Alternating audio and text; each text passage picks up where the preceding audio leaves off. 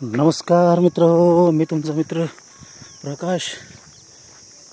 आलो आहे संध्याकाळी आता इव्हनिंग वॉकला. संध्याकाळचे वाजलेत जवळजवळ 6:30पेक्षा जास्त झाले काहीतरी. मी आलो आहे आमच्या परभणीच्या मराठवाडा कृषी विद्यापीठ परिसरामध्ये. आताचं नवीन म्हणजे नाव बदललं आहे मराठवाडा कृषी विद्यापीठाचं, वसंतराव नाईक कृषी विद्यापीठ परभणी. या ठिकाणी पाहिजे या ठिकाणी हे कशी लागवड केली पाहिजे, बेहाळ्याची लागवड केली. आता बेहाळ्याचा काय उपयोग आहे माहीत नाही मला, आयुर्वेदामध्ये काहीतरी उपयोग असेल. तर चाललो आहे पाहिजे. इकडून रेल्वे पट्टी आहे आणि हा परिसर आहे. इकडून आलो आहे वरच्या साईडनं मी, सूर्य मावळतीला गेला आहे आणि आलो आहे मी इकडं. असाच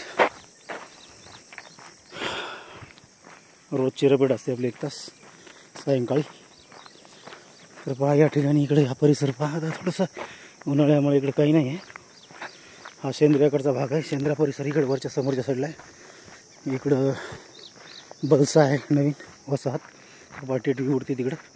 आणि इथं महाराष्ट्र शासनाच्या बेल आणि कवट लागवड केली. बेल आणि कवट लागवड केली सहज. आणि पहिल्यांदाच ब्लॉग बनवण्याचा प्रयत्न करतो आहे. पहा, जेवढं थोडं परत तुम्हाला दाखवता येईल तेवढं दाखवतो. या ठिकाणी बेलाची लागवड केली कृषी विद्यापीठानं.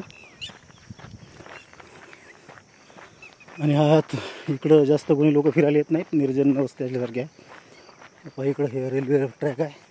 आणि इकडे जे इकडं विद्यापीठाचं प्रशासकीय इमारत वगैरे आहे या साईडला ते जे सूर्य उगवतो त्या साईडला रेल्वे स्टेशन आहे परभणीचं.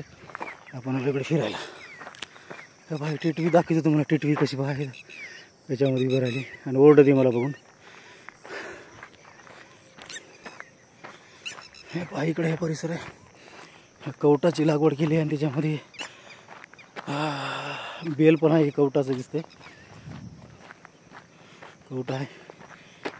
आणि या सगळ्याला विद्यापीठानं ड्रीप केले, दिसत असेल तुम्हाला हे ड्रीप.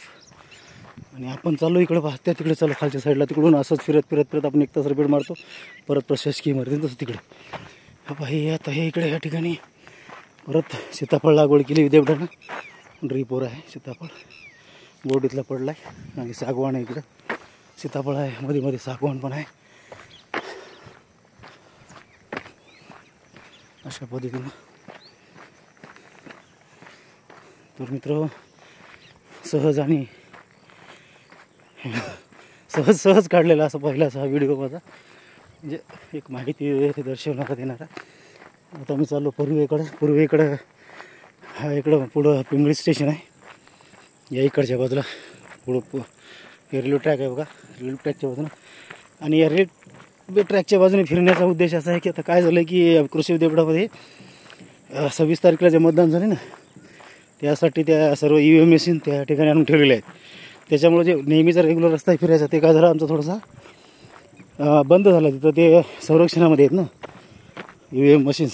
त्याच्यामुळं रूट माझा चेंज झालेला आहे. एक 7-8 दिवस झालं, 26 27 आणि इकडे फिरायला छान वाटतं. काय नाही, इकडे कोण निर्जन असतं एरवी, पण मला जरा मोकळ्या वातावरणात फिरायचं आहे. आणि मी जवळजवळ कंटिन्यू फिरतो. एक जर करोनाचा कालखंड जरा 1-2 वर्ष सोडला, त्याच्यामध्ये फक्त फिरताना बाहेर इकडे फार निसर्ग वातावरण चित्र ओढत होतं इकडं.